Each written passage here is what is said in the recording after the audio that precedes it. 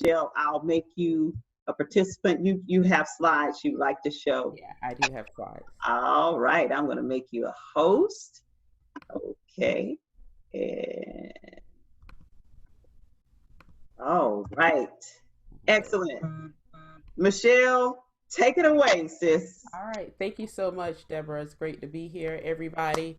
As Deborah said, I am Michele Heyward, founder of Positive Hire.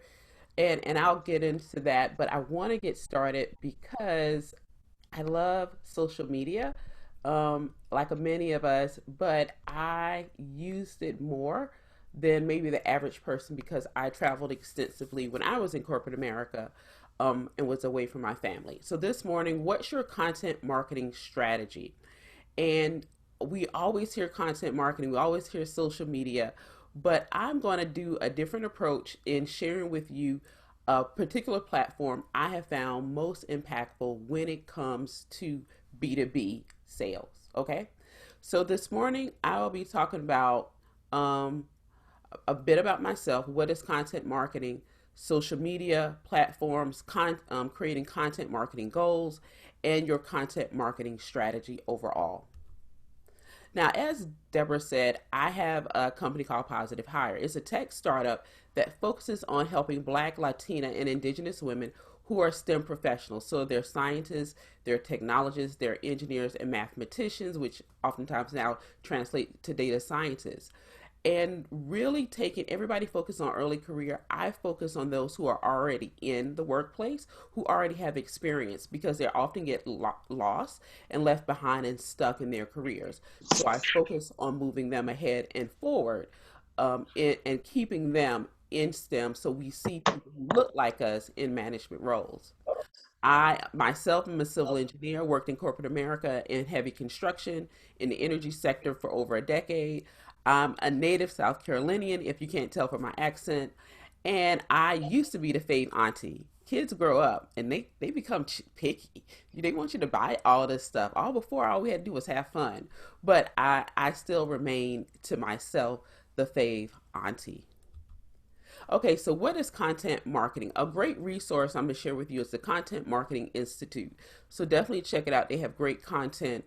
Um, I know it's funny, content marketing and content, but they have great information on creating content. But they define content marketing is a strategic marketing approach focused on creating and distributing valuable, relevant, and consistent content to attract, retain a clearly defined audience, and ultimately to drive profitable customer action.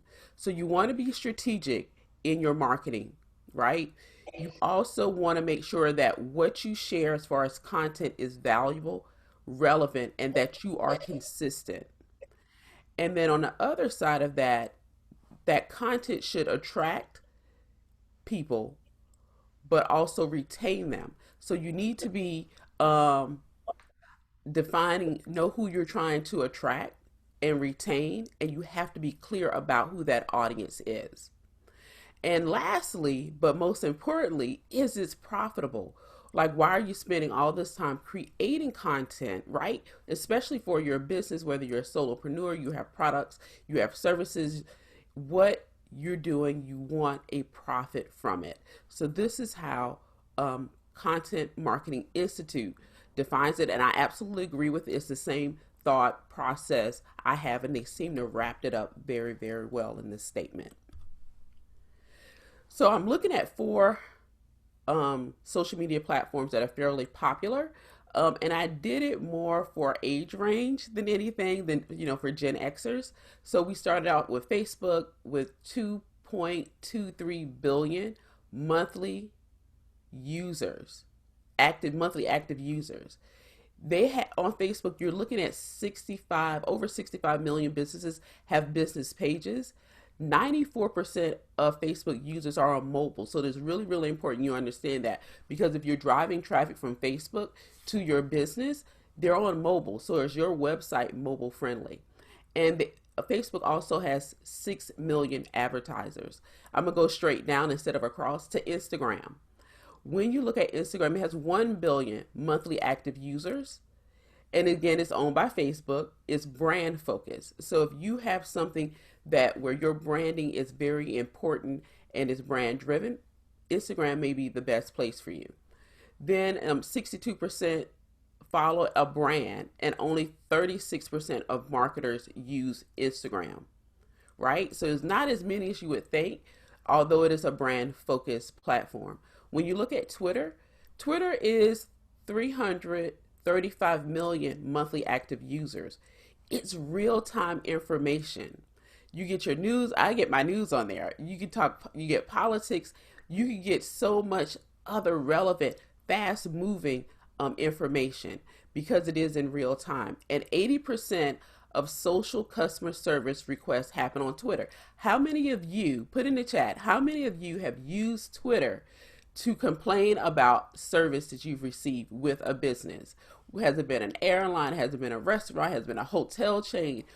Have you ever been on Twitter and seen somebody use it to request services? Because it is highly, that's how it's used. Actually, how I created my Twitter account was to help somebody complain to a brand about the service they received from one of their local offices here in South Carolina. It was a national brand or international brand.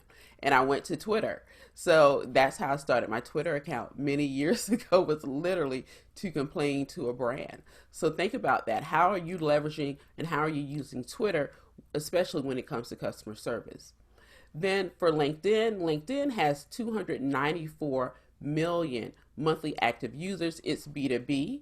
44% of their users earn over $75,000 per year.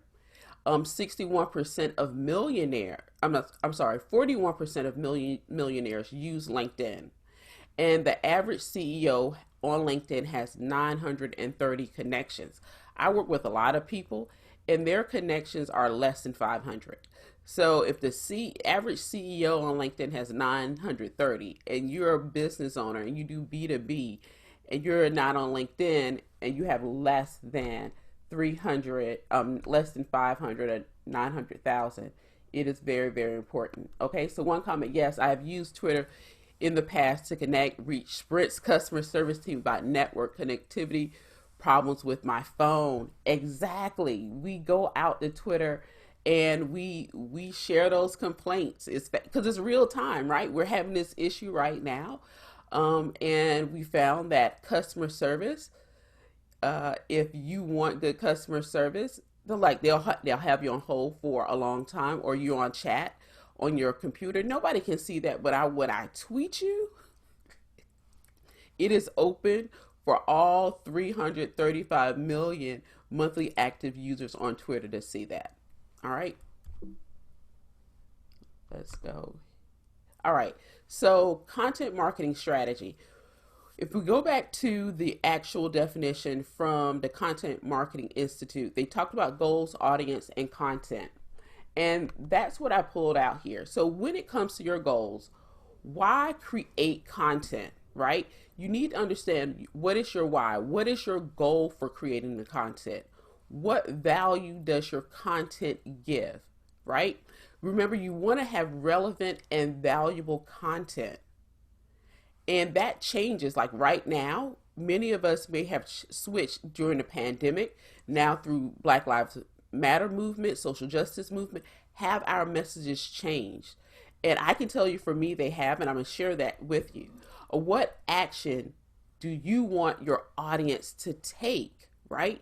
So you need to have these three questions at the bare minimum answered and these goals written out before you even create your content marketing strategy.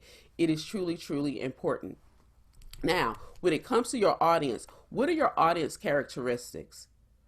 So you understand your audience characteristics, so it helps you by age, race, demographics, nationality, ethnicity, understand where they may be in over 25, 50 social media platforms. I only showed 4, right? There's so many more. They could be a blogger.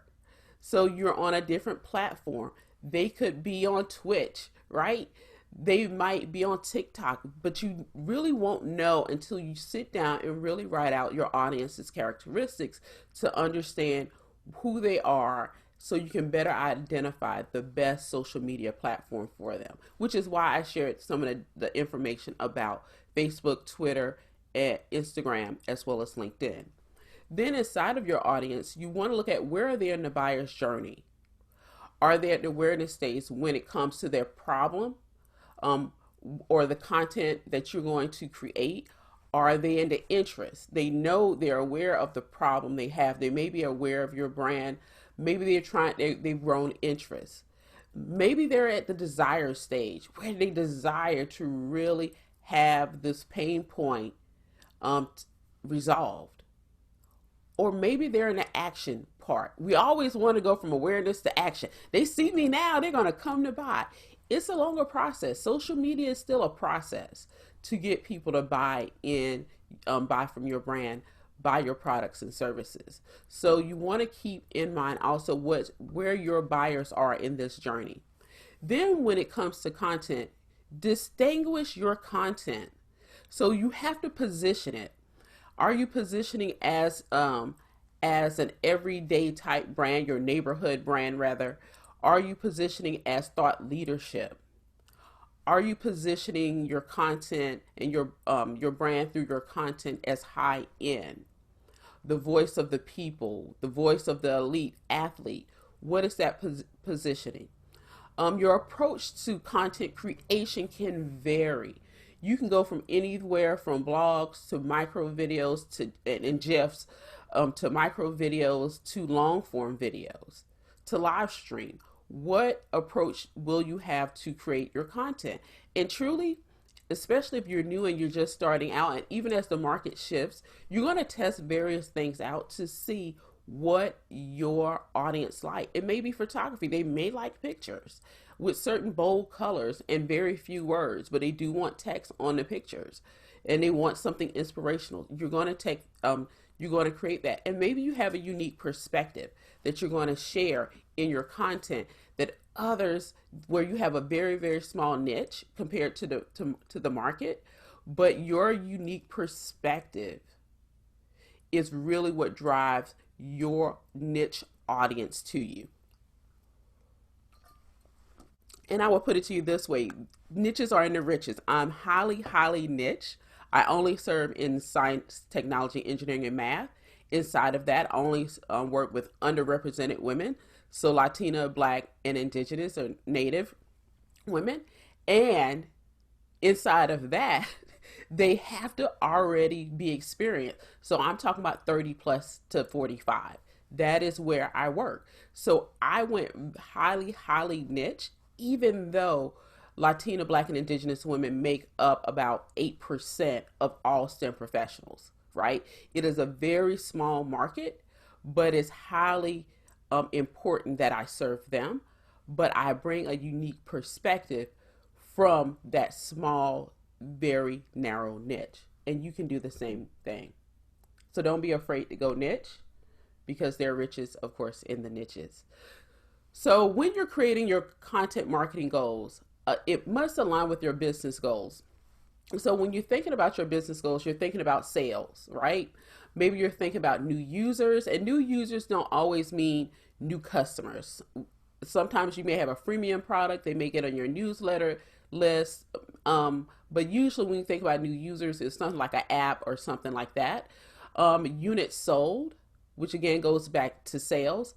Your email list increase, and sometimes we decrease our email list because people aren't engaging with it.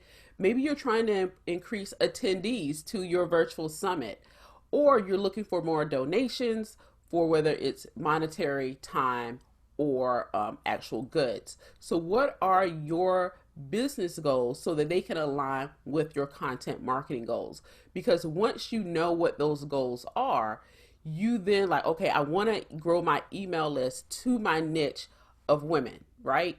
But sometimes I want to grow my email list for me personally for Positive Hire is I want to grow that niche for diversity, equity, and inclusion professionals, recruiters, human resources professionals, even engineering, hiring managers. So what does that look like? And it can switch and it can vary depending on your goals for your business, on what your content looks like. Now, I am a proponent, I am a supporter of LinkedIn. I think that's where many of us who are in the B2B space should be. Number one, I love LinkedIn. It has always been my number two favorite social media platform since I joined over 10 years ago. And that was still when I was in corporate because I loved being able to see how people were traversing in their careers. But what does that look like for you? What does that really mean for you? So just a bit more stats on LinkedIn. 80% of B2B leads are sourced via LinkedIn. 80%. That is ridiculously high. Like, where are the other 20%? Are there people already in their network? So you're building out, especially as a B2B business, a new one, building out your leads on LinkedIn. 91% of executives rank LinkedIn as their number one choice for professionally relevant content. I want you to keep that in mind. Professionally relevant content. This is where they go. So if you're thinking B2B and you're over on Twitter, it may work for you. If you're thinking Instagram as a brand, it may work for you. On Facebook, it may work for you. Have you tested out LinkedIn, especially if you're trying to get to decision makers who are at the executive level? Now, remember I said the average salary was about 44% of LinkedIn, or 41% of LinkedIn users have a salary of $75,000 or more. The average user actually has an annual income of $109,000. I left off the K, but it's $109,000 in income. So maybe you're not even targeting businesses, you're targeting people who have six-figure salaries, right? As your B2C. And you're finding that your buyers need to have more income. LinkedIn may also be a good place for you. 90 million users are senior level influencers on LinkedIn. And then you have another 63 million users on LinkedIn are decision makers. So you're trying to get into a place, let them see your content, you're connecting with them, and you want those influence and decision makers to see your content, to see how you've positioned, and to influence them so that they can take action with their decisions and buy from you. So this is really, really, really key. So when I'm going to talk about my goals specifically for Positive Hire. So I'm going to use myself as a case study, and you'll see why, because so much has changed in the last 3-4 weeks. It was very difficult to get a different case study to really show how to switch to relevant content. All right, so business goals. I have a specific target audience that I look at on LinkedIn, and I look at also how many views I get on my posts, comments, shares, reaction, how I grow my email list, and of course, my ultimate goal is sales. So for my target audience, I have what's called a two-sided marketplace where I connect job candidates who with employers who are looking to fill roles. So as a marketplace, I don't own the jobs.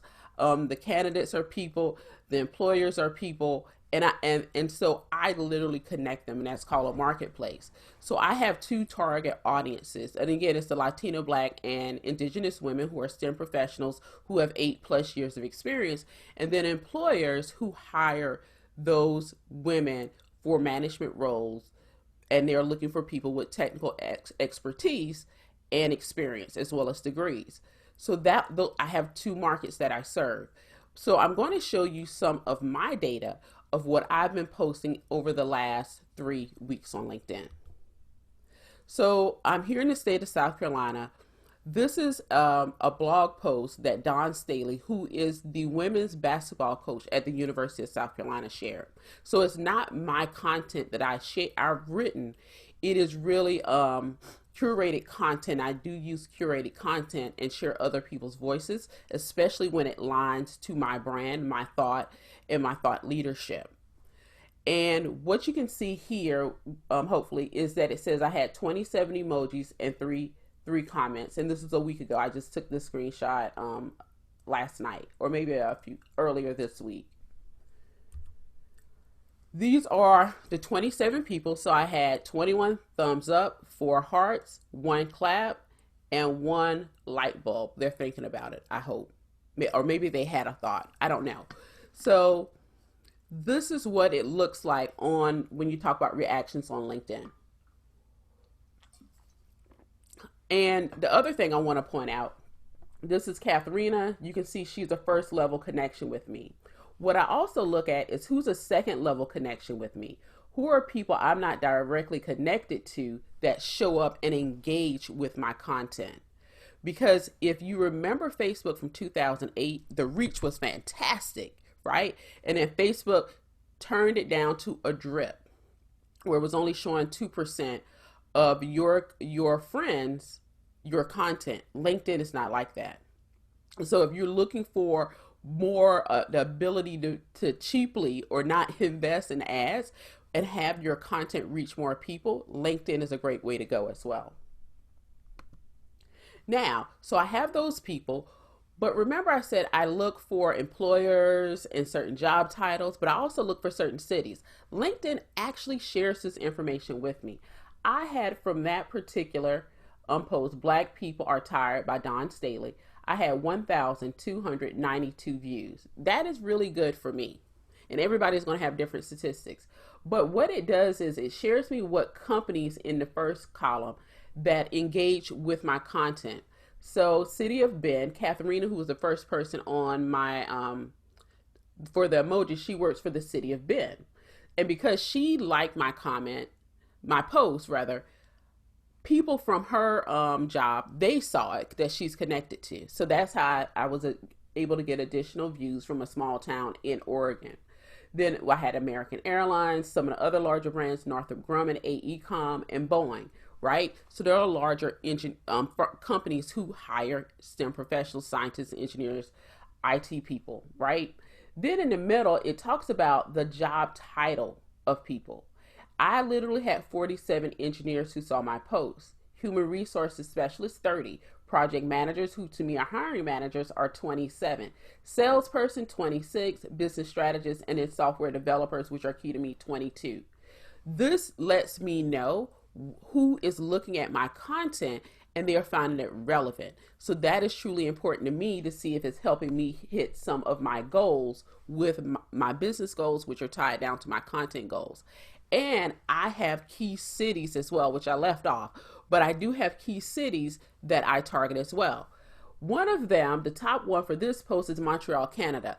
I do not have Montreal on my list, but I'm happy to see it. And it was first. It is number one with 87 people. And this is definitely different than what I've seen with my other content. San Francisco is on my target list. New York, DC, Atlanta, and DFW, Dallas, Fort Worth are all on my target list. So this lets me know my people are the locations or my target areas also getting picked up. I have 13 key cities and I'm seeing 5 out of 13 show up. So that's letting me know that this piece of curated content worked to engage my audience. So you want to check the metrics. I did a second post on here, and this is a story-driven post. I didn't print it out to show you everything. So story-driven post is where you share something very personable. I was living in St. Louis, had just moved to St. Louis when Mike Brown was murdered.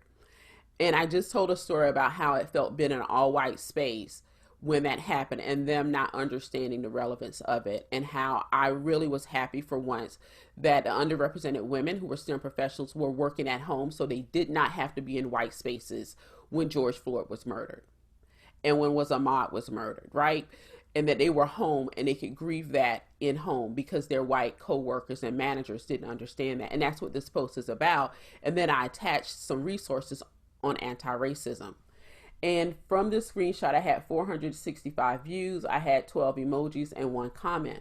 And what does that look like?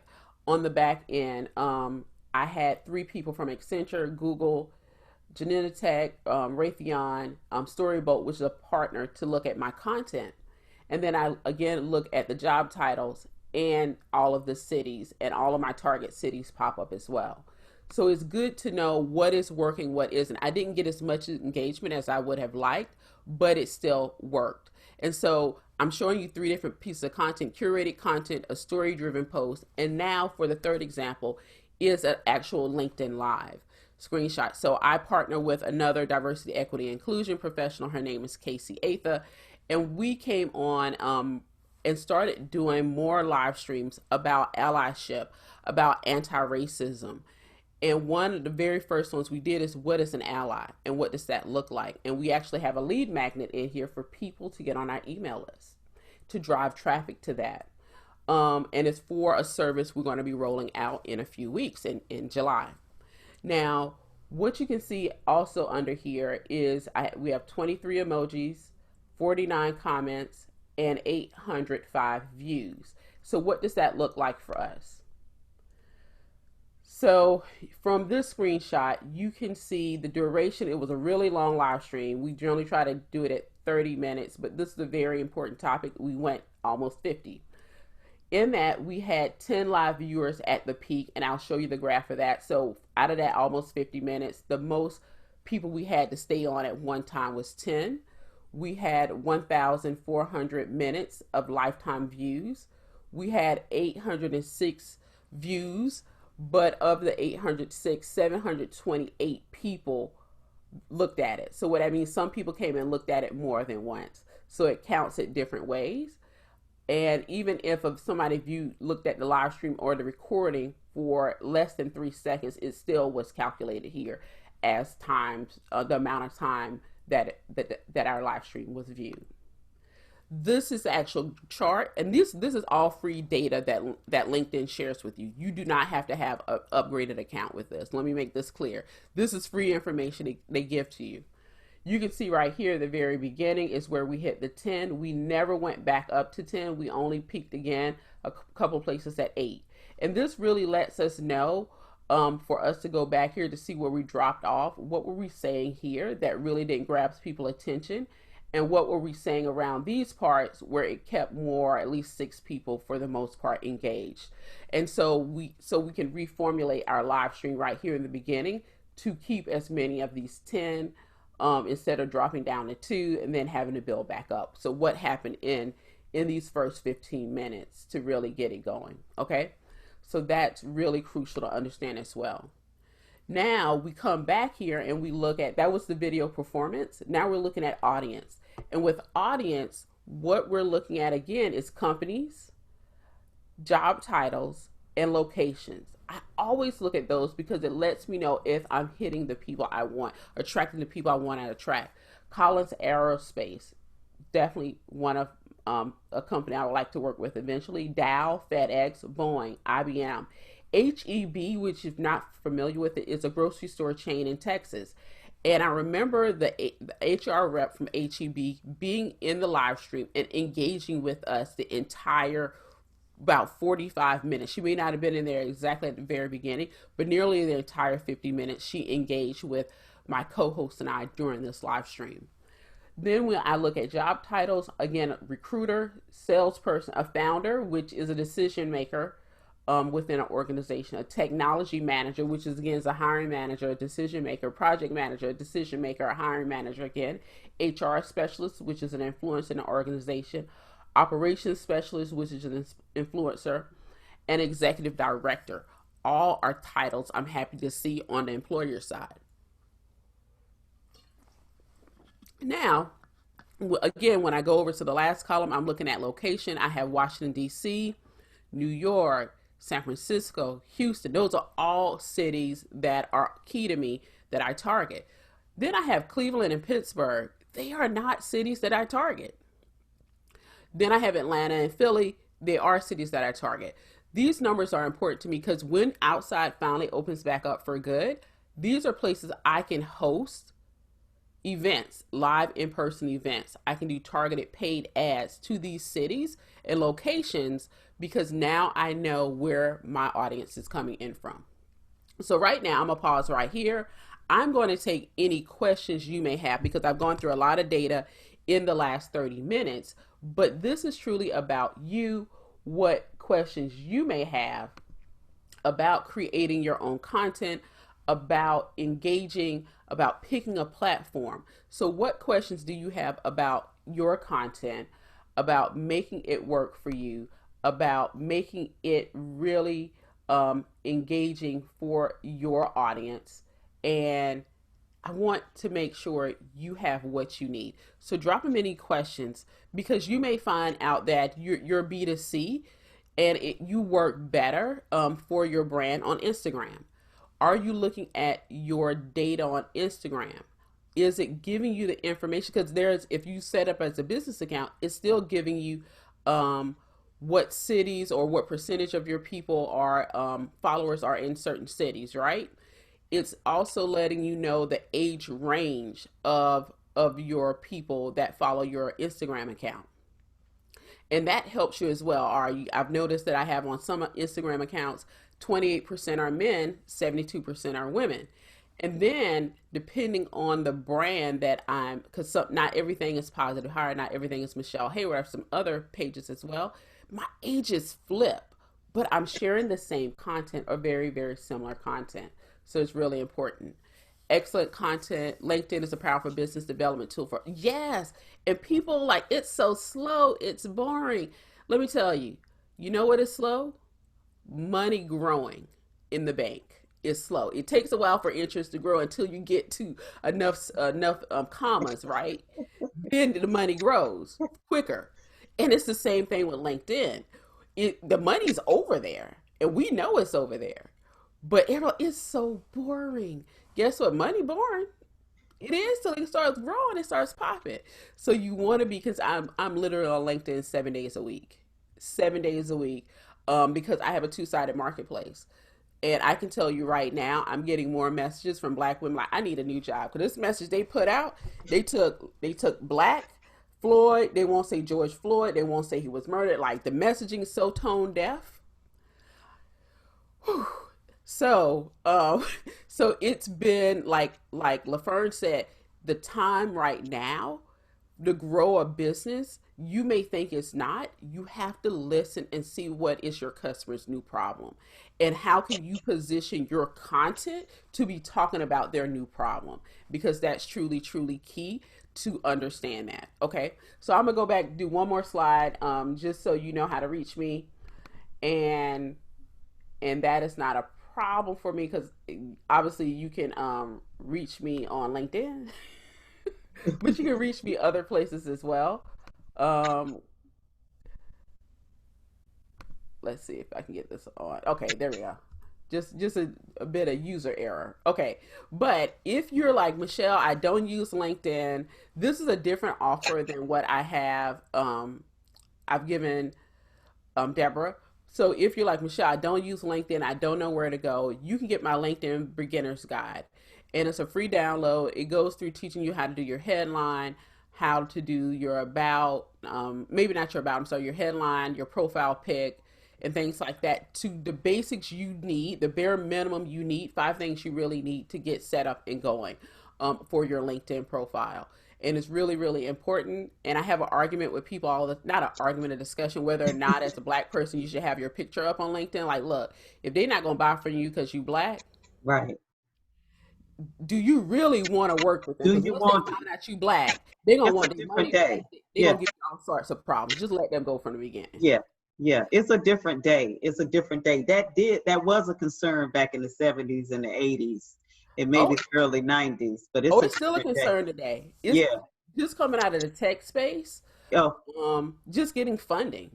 And a wow. lot of times just coming, you may not even need, you may need 50,000, a quarter million.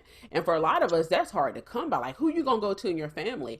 And I've talked to so many founders who are Black and Latina, and an investor go, wait, if you can't get $250,000 from your friends, it's no way, and friends and family, there's no way I would invest in you. You should be able to raise that. And the person like, I'm a generation immigrant. I'll never be able to raise $250,000 from my family, because it's called, we all have that tax. It may be the Hispanic tax, or we call it the Black tax, where if somebody need their electric bill, you helping them pay their electric bill, you helping paying tuition, helping somebody get their car fixed. There's no 250,000. They need $250. We get Exactly. so it's a completely different culture. $25. Exactly. They're just trying to get bus fare for the week so they can get to work to get their paycheck on Friday. Yes. So, and it is they're so disconnected. And Mm-hmm. that really goes back to what I'm talking about more and more, which is systemic racism. They can't understand, well, how after all of these years, Black people still behind, because you have built it into your policies, into government, into laws to keep us in certain places.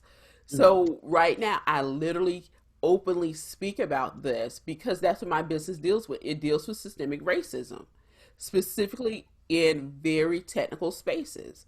And so back to the offer though, is LinkedIn Beginner's Guide. So really understanding what I speak on now. A month ago, I wasn't necessarily speaking on it to the level I am now.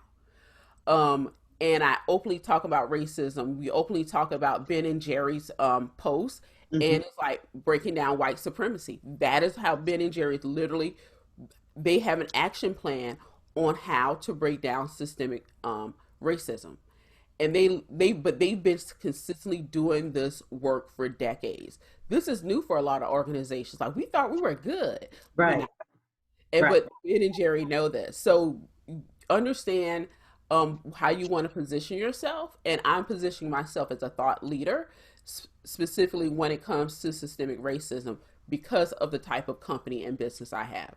You can also find me at positivehire.co.co. That is not a typo. It is not a .com. And you can also reach out to Michele.Heyward at positivehire.co. It is Michele with one L. I should have put at info because people always screw up my name, but it's Michele with one L, and his last name is Heyward.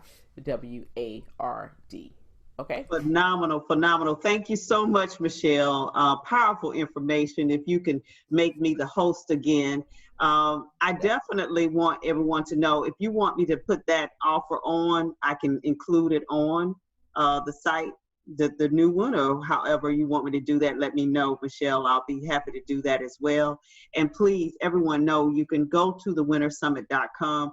All the speaker information will remain on the site, their info. So if you write something down wrong today, make sure that you can go to thewinnersummit.com to get that as well there. So Michele, thank you so much It's been great. for this powerful information and the nugget. I mean, I got so much from you, but a couple of things is, I love that riches is in the niches. I got that. Yeah, okay, we got to talk about that one. I love it. And you are so right about the Facebook down to 2%. I got a rude awakening just promoting this event right here. Like, I have a group of 15,000 people on Facebook, and all I had to do was press one button and the message would go out to an entire group. And I was like, oh, this is different. So you're right. So thank you again, Michele. We look forward to having this information in the replay. And yes, thank you, LaFerge. She said, excellent content. LinkedIn is powerful. And she said, if you can't accept the face, then the message is going to really shake you. That is true. Exactly. That is true. So we are going to stop the recording now.